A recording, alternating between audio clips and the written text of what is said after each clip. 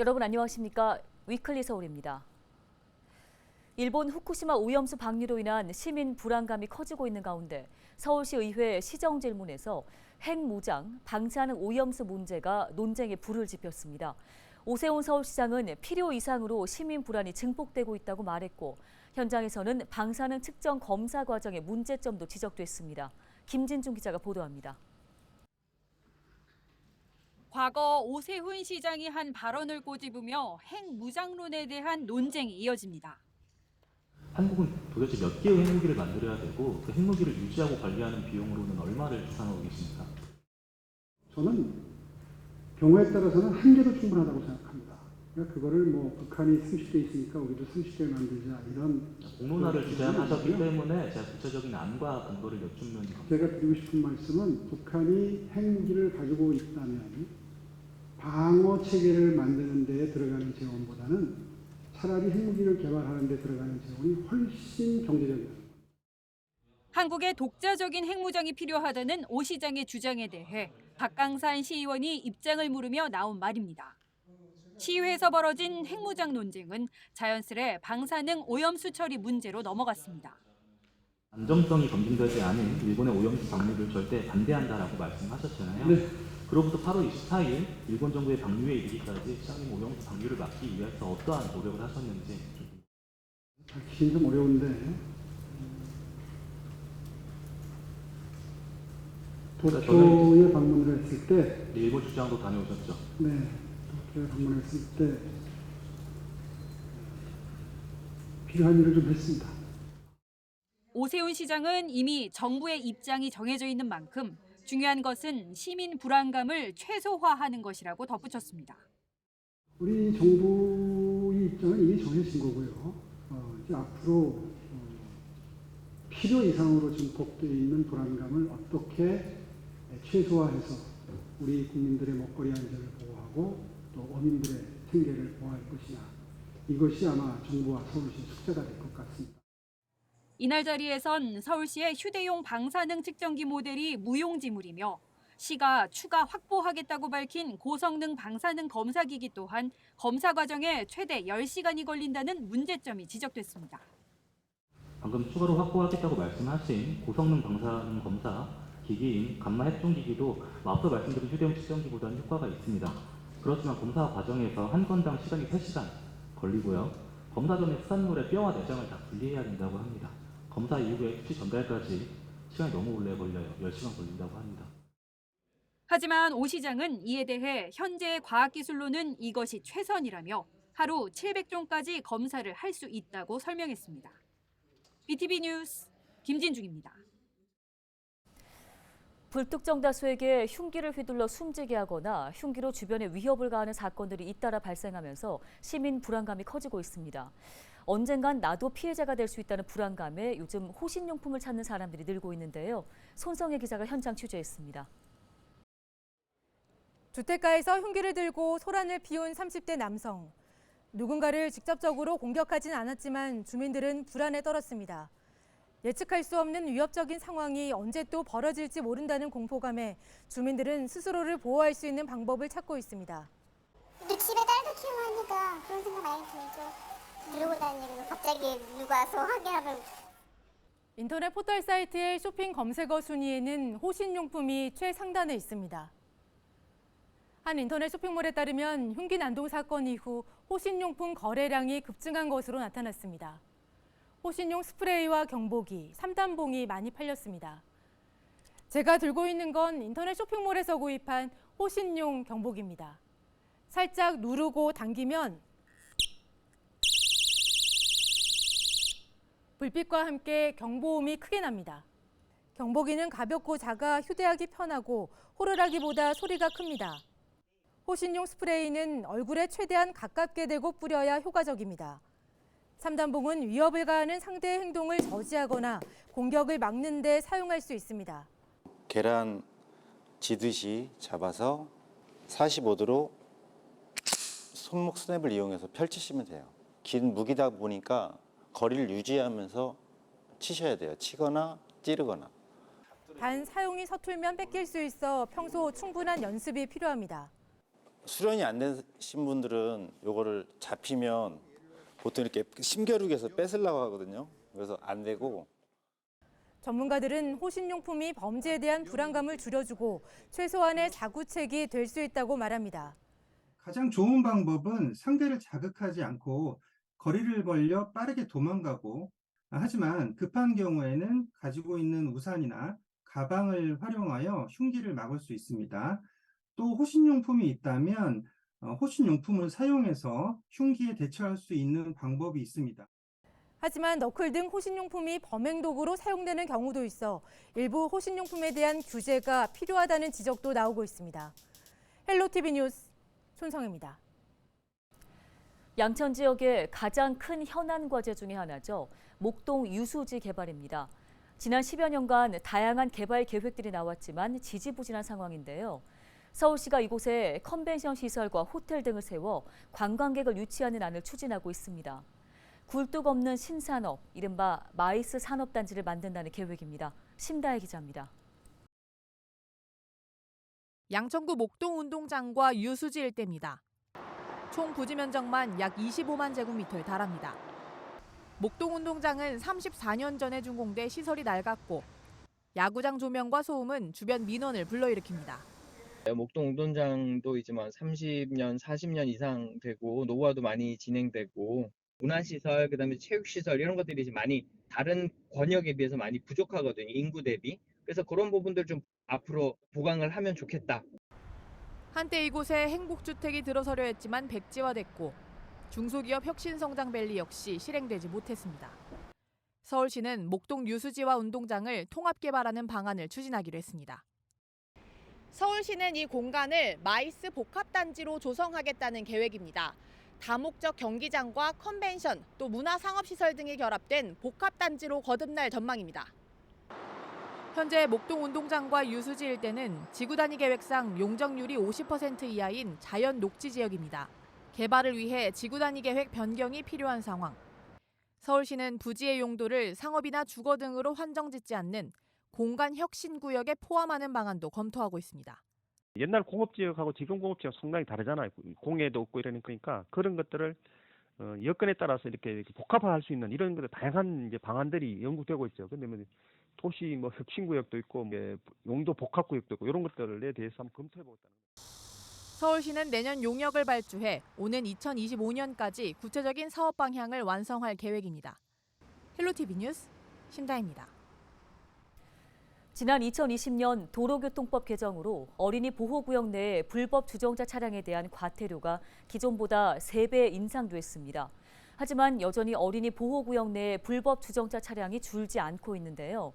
서울시가 2학기 개학을 맞아 어린이 보호구역 내 불법 주정차 차량에 대한 집중 단속에 나섰습니다. 자칫 인명피해로 이어질 수 있는 어린이 보호구역 내 불법 행위에 대해 서울시는 무관용 원칙으로 연중 단속을 실시하기로 했습니다. 김호 기자입니다. 서울의 한 초등학교 앞 등교 시간이 되자 아이들이 335 짝을 지어 학교로 향합니다. 경찰 호각 소리에 차량들은 횡단보도 앞에 멈춰서고 아이들은 안전하게 길을 건넙니다. 단속반들은 경광봉을 들고 혹시 있을지 모를 불법 주정차 적발에 나섭니다.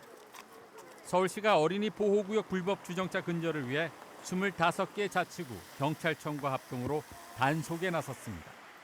다음 달 6일까지 시행되는 이번 단속은 어린이 보호구역 1,692곳에서 실시되며 적발된 차량에 대해서는 무관용 원칙을 적용해 과태료를 부과하고 견인할 방침입니다.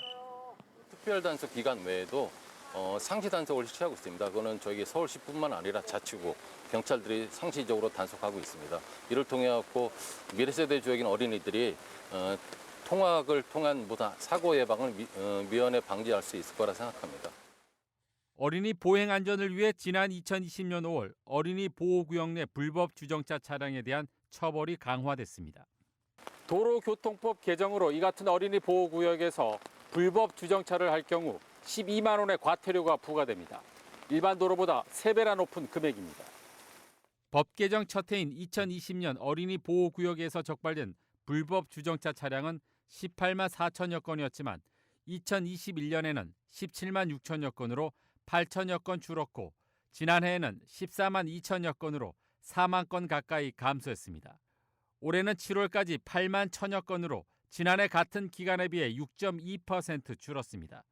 이처럼 법 개정 이후 학교 앞 불법 주정차는 감소하는 추세지만 여전히 서울에서만 한 해 적발되는 차량은 15만 대에 이를 정도로 통학로 안전에 대한 불안감은 여전합니다. 근처에 뭐 차가 조금이라도 많이 다니거나 왔다 갔다 하면은 많이 부모로부터 많이 걱정이 되고, 그래서 항상 저기 등하굣길은 특히 조심을 해가지고 제가 늘 왔다 갔다 동행을 하고 있어요. 특히 학교 앞이나 이제 어린이 안전에 관한 거는 조금 더 철저하게 좀 지켜주셨으면 좋겠습니다.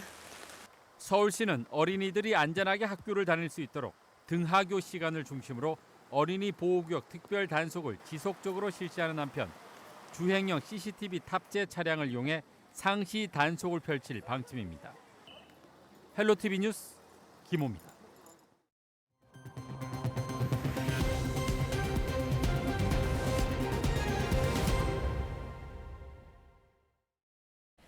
중구에 위치한 남산골 한옥마을에서는 지난해부터 신진 작가를 발굴하기 위한 공모전인 남산골 아트랩을 진행하고 있습니다. 올해 세 번째 작품 전시회인 이상한 방문이 조선 말기 도편수였던 이승업 가옥에서 열렸는데요. 이재원 기자가 현장에 다녀왔습니다. 철사가 얽히면서 선이 덩어리가 되어 애군을 막아주는 살풀이춤이 형상화됐습니다. 발과 발이 마주한 아슬아슬한 순간과 함께 살풀이춤에 쓰이는 긴 천도 묘사됐습니다. 전통춤과 대조적으로 비보잉을 형상화했습니다.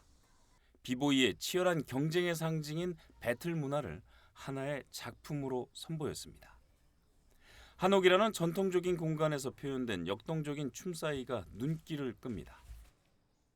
제가 생각하는 것보다 더 자유롭게 생각해 주셨으면 좋겠어요. 뭐 아이들이 봤을 때는 저 뱀 같다, 아니면 이렇게 먹는 걸 좋아하는 친구는 소고기 마블링 같다, 뭐 의사분들은 혈관 같다, 이런 식으로 자신만의 이야기를 좀 같이 생각하시면서 봐주셨으면 좋겠습니다. 중구 남산골 한옥마을 도편수 이승업 가옥에서 이상한 방문 전시회가 열렸습니다. 신진작가 발굴과 시민들에게 볼거리를 제공하기 위한 남산골 아트트랩의 일환입니다. 신진 작가분들에게는 보통 다 갤러리 형태에서 전시를 하시는데, 그게 아니라 한옥이라는 공간도 제공을 함으로써 그분들에게도 조금은 더 다양한 경험을 하실 수 있도록 하기 위해서 이런 사업을 진행하게 되었습니다. 해당 전시는 누구나 무료로 관람할 수 있으며 오는 9월 24일까지 이어집니다. BTV 뉴스 이재원입니다. 서희초 교사의 극단적 선택 이후 교권 보호를 촉구하는 목소리가 높아지고 있습니다. 교사들은 지난달 푹 북지는 무더위 속에서도 교육권 보장을 외치며 광화문 거리를 가득 메웠는데요. 이런 가운데 학생 인권 조례도 화두였습니다. 그 이유를 뉴스토리에서 정리했습니다. 김신혜 기자입니다. 귀밑 3cm 두발 규제에 밤늦게까지 자율 아닌 야간 자율학습을 했던 시절. 월요일 아침이면 운동장에 모여 교장 선생님의 훈화 말씀을 듣고 체벌이 당연시 여겨졌던 시절. 학생들은 학생 인권을 외쳤습니다. 우리는 공부벌레가 아니다. 벽을 깨고 싶다는 학생들의 목소리는 당시 기사에도 고스란히 담겼습니다. 2009년 경기도 교육청이 실시한 설문조사에서는 절반 이상이 매일 또는 주 2회 이상 체벌을 경험한다고 답했고, 성적이나 외모 등으로 차별을 받고 있다고 생각하는 학생은 90%에 육박했습니다. 그리고 이듬해 우리나라에서 처음으로 학생 인권 조례가 생겨났습니다. 학생 인권 조례는 학교 교육 과정에서 학생의 존엄과 가치가 보장될 수 있도록 각 교육청이 정해놓은 자치규범인데요. 2010년 경기도를 시작으로 서울과 광주광역시, 전라북도 등 6개 시도에서 시행되고 있습니다. 조례에는 공통적으로 차별받지 않을 권리, 폭력으로부터 자유로울 권리, 학습권, 휴식권, 그리고 표현의 자유 등이 담겨 있는데요. 차별받지 않을 권리는 성별과 종교, 성적, 지역 등을 이유로 정당한 사유 없이 차별받지 않을 권리라고 명시돼 있습니다. 학생들은 체벌과 따돌림, 집단 괴롭힘 등 모든 물리적, 언어적 폭력으로부터 자유로울 권리를 가지고 학교는 학생들의 학습권, 휴식권 보장을 위해 임의적인 교내외 행사나 야간 자율학습 등을 강요해서는 안 됩니다. 학교는 또 개인정보를 보호받을 권리 조항에 따라 가족이나 병력, 교육비 미납 사실 등을 본인의 동의 없이 공개할 수 없습니다.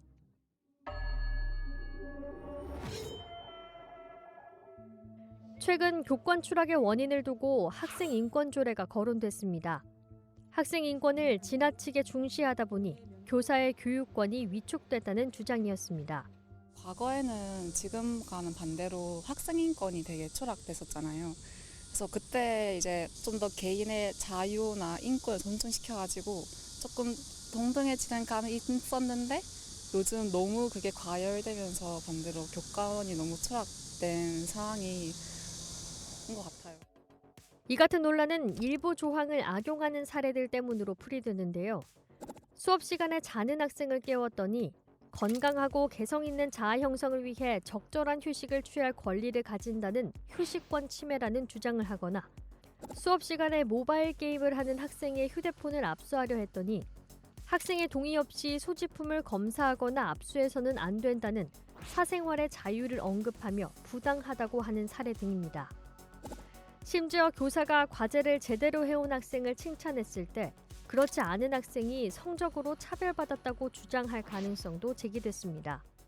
보완이 필요하다는 지적이 잇따르자 교원의 정당한 교육활동을 보호하고 모든 학생의 학습권을 충분히 보장해서 교육 구성원 모두가 행복한 학교 교육이 이루어질 수 있도록 서울시 교육청도 최근 개정안에 교직원 인권 존중과 학교 규범 준수 등 학생의 책무성을 강화한 내용을 포함시킬 계획을 밝혔습니다. 교육부에서는 17일 교원의 학생 생활지도에 관한 고시안을 발표했는데요. 2학기부터는 수업 중에 휴대전화를 사용하면 압수할 수 있고 난동을 부리는 학생을 물리적으로 제지하거나 교실 밖으로 분리할 수 있게 됩니다. 교권 보호와 학생 인권을 상반된 개념으로 볼 수는 없습니다. 다만 교사와 학생, 학부모 모두 권리에는 책임이 따른다는 사실을 기억할 필요가 있어 보입니다.